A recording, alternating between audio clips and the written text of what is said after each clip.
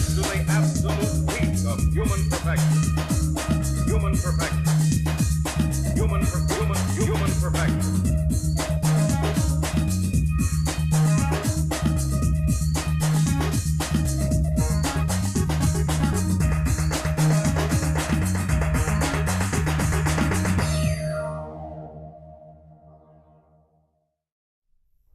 Hi everyone, and welcome to QTV.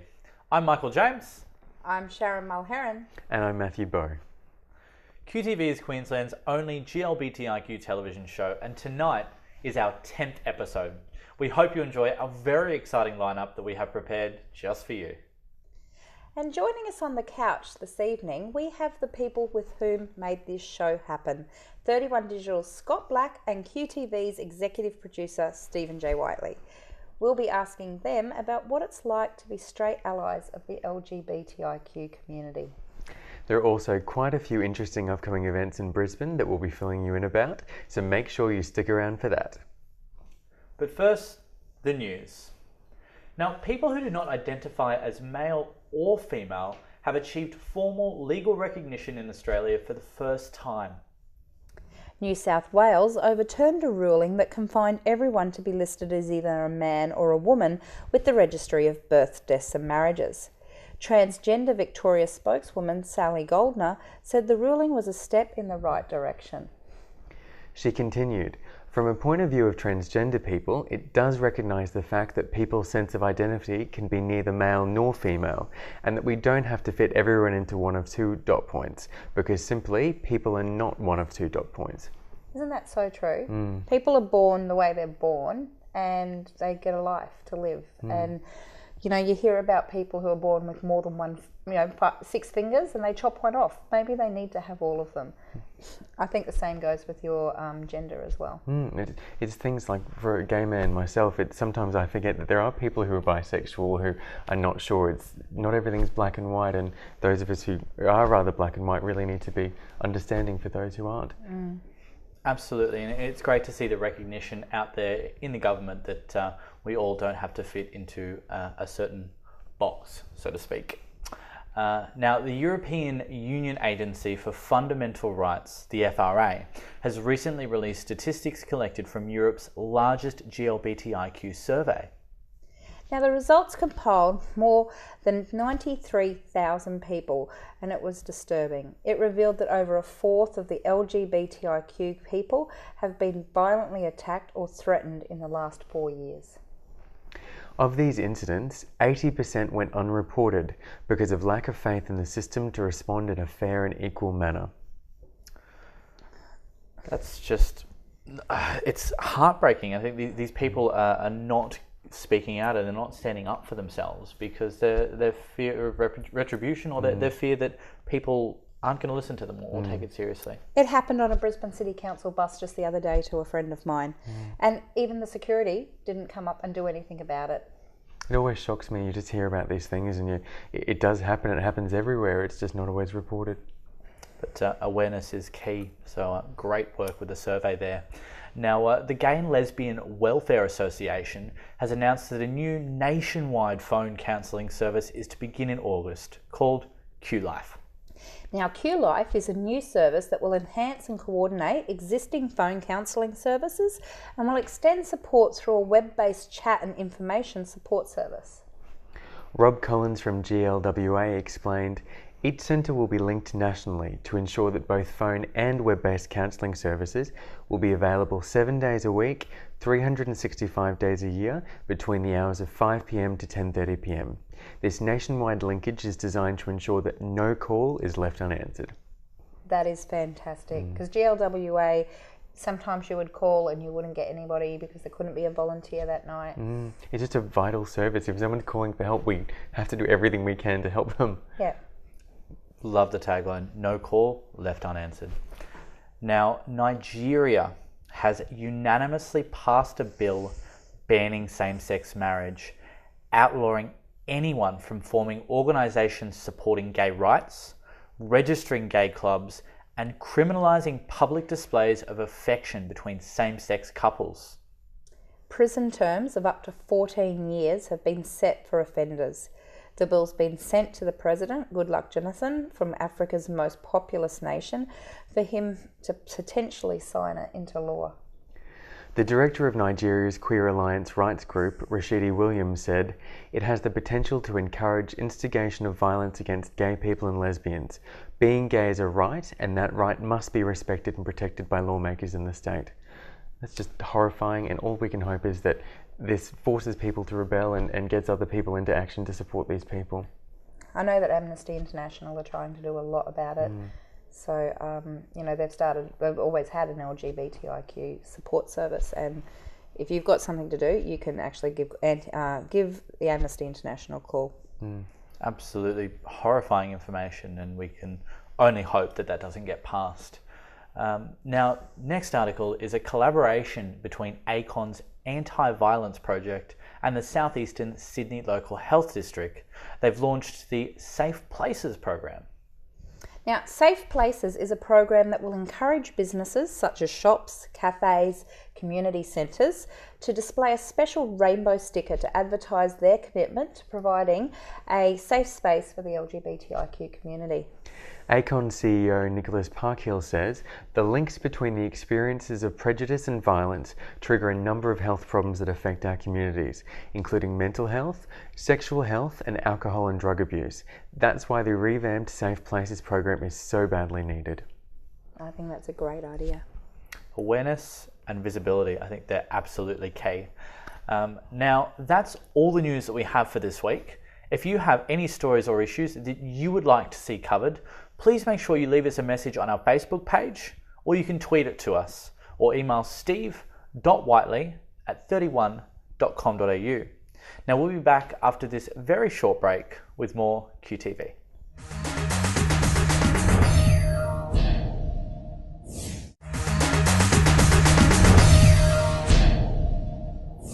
Welcome back to QTV. Now, we have some very interesting guests joining us on the couch this evening. We have Scott Black and Stephen J. Whiteley. Now, Scott is the General Manager for 31 Digital, and Steve is the Executive Producer for QTV. Now, you may also recognise Scott from his program The Late Night Show, which airs on 31 Digital as well. Thank you very much for joining us on the couch this evening, gentlemen. Cheers for having us. Thanks. Now, we have you here not just for the great television programs which you produce, but for your affiliation and for your support with the GLBTIQ community. And we're very happy to call you our straight allies. Yeah. And that's what we're here to talk to you about. It's the nicest thing anyone's ever called me. I can vouch for that. So what does it mean to you being an ally of the LGBTIQ community? I didn't realise that I was. I just always thought that I was not an asshole. I never. It wasn't until I started making this show that I realised that we need allies, and to me, allies are people that are not just anti-homophobe, but we're actually actively out there. You know, I didn't think we needed to promote the cause. I was an idiot. I thought we lived in a time, in a world where people could do what they want and be accepted for who they are, and it wasn't until I started doing this that I realised that that's not the case. And you actually suffered a bit of heterophobia, didn't you, at the beginning of all of this? I did, a straitophobia, and to be honest, it was actually the best thing that could have ever happened to me, because it made me realise what it's like to be judged for something that you have absolutely no control over. And, because I'm used to being judged in my life. People look at me and they judge me because of my tattoos, my big earlobes, my face piercings. But the difference is I chose to do that. So I'm kind of okay with that, because every time I get a tattoo, every time I do something, I'm like, people are going to look at me differently. I don't care. To be judged for something that you have absolutely no control over, that you can't help, that you can't deny, I'd never experienced that before.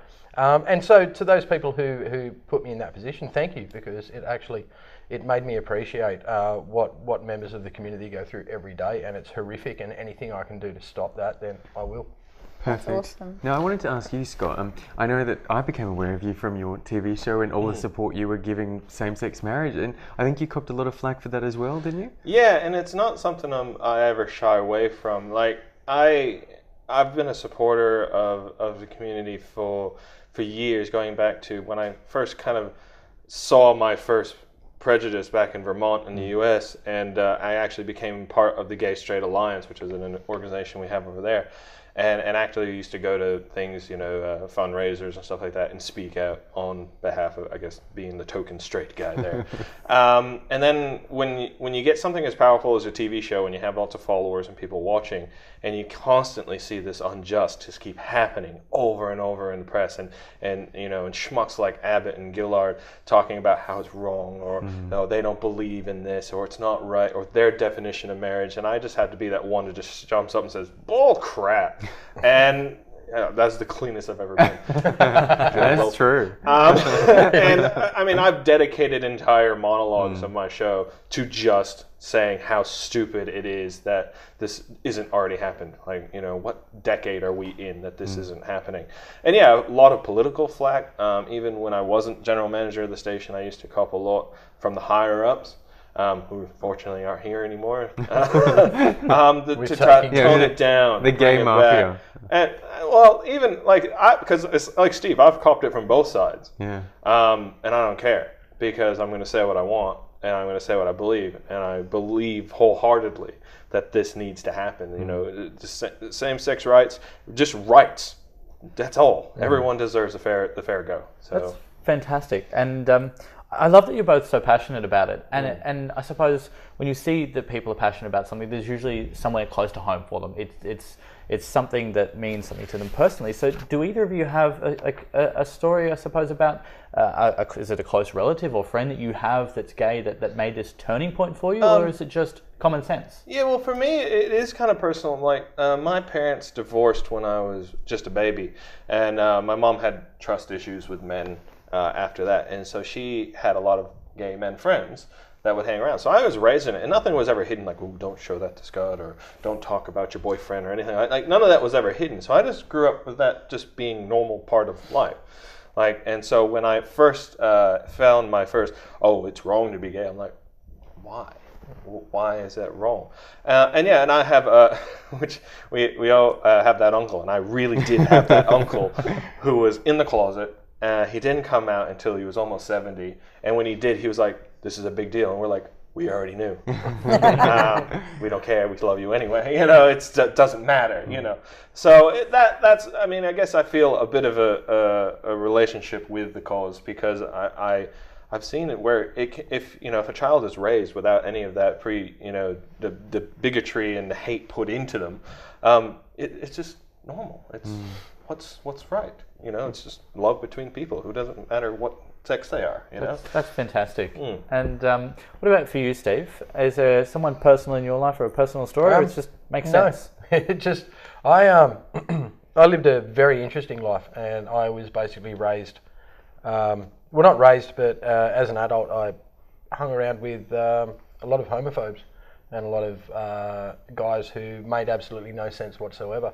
And to me, it's never made sense. Homophobia just doesn't make sense at all. I don't believe that somebody's sexuality affects anybody else at all, and so I always it always amazed me that people made such a big deal about it. That people were so worried about what other people were doing, And to me, we're not fighting for. I actually hate all the acronyms. I've got to be honest. I've been against the acronyms, the LGBTIQ, YMCA, all that sort of stuff. To me, we're not fighting for gay rights. We're just fighting for human rights. That's what it's all about. And I think we're going to make it. I believe as a world we do develop. Like if you look at it this way, in the 50s and 60s, like at the moment we've got people running around talking about same-sex marriage, and they're going, "Oh, I've got no problem with gay people. I just don't think they should be allowed to get married." And that's just wrong. But then I look back and I think during the 50s and 60s we had people running around going, "I have no problem with black people. I just think they should sit at the back of the bus." And then during the 60s we had people saying, "I have no problem with women. I just don't think they should be allowed to vote."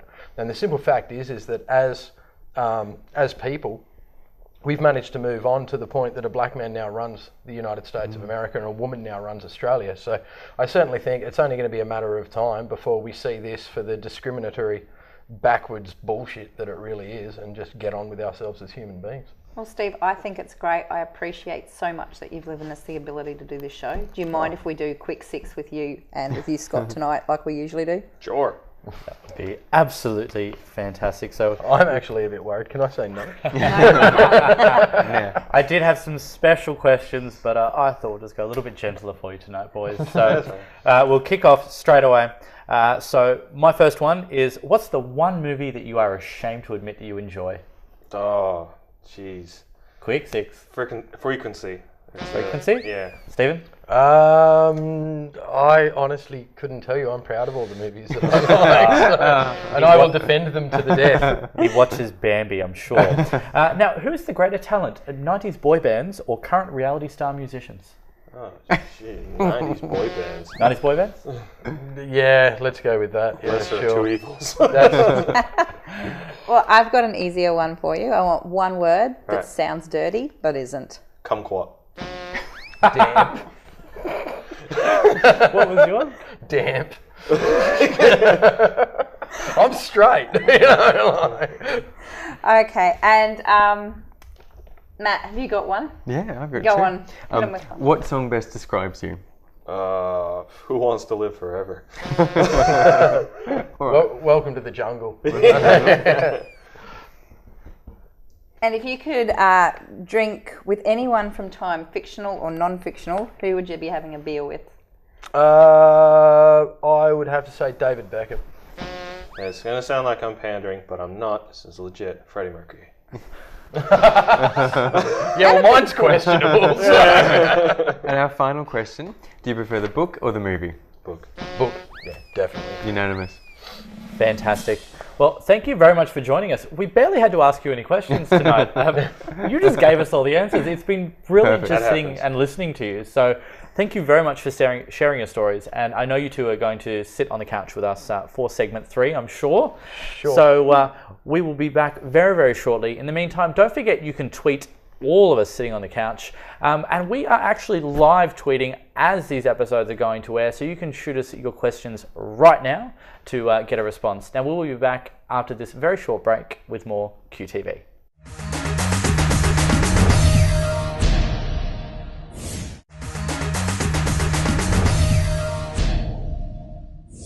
Welcome back to QTV. Now, there are a lot of events that we'd like to remind all of our viewers out there to check out. Now, next Wednesday, the 12th of June, there's an event starting from 6 p.m. called By the Way, a safe and comfortable space for bisexual, queer and pansexual people to discuss and ponder identity, love, relationships, mental health and anything else that you would like to talk about. It's held at 30 Helen Street in Tenerife. And then on Saturday, the 15th of June, from 6:30 p.m. until approximately 11:30 p.m, go shake your disco groove thing at Taboo in Ipswich. Now, Crystal Hart and Medea Munro will take to the stage with a few other drag queen guests coming along as well.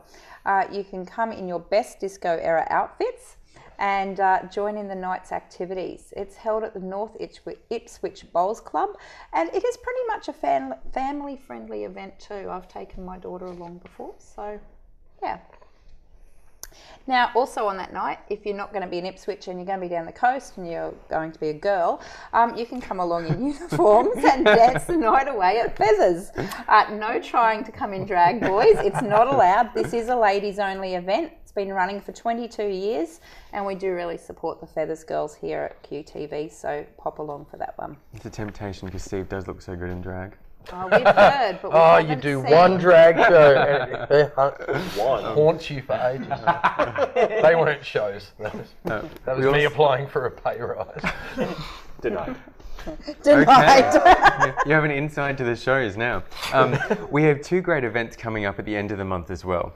On Friday, 28 June, starting from 7 p.m, there's a burlesque comedy art and music launch night and being held at the Manhattan Club. It's a new event showcasing an array of Brisbane's finest entertainers and artists. The day after that, on Saturday 29 June, from 11 a.m. until 3 p.m, Open Doors is celebrating family by holding a family picnic at New Farm Park.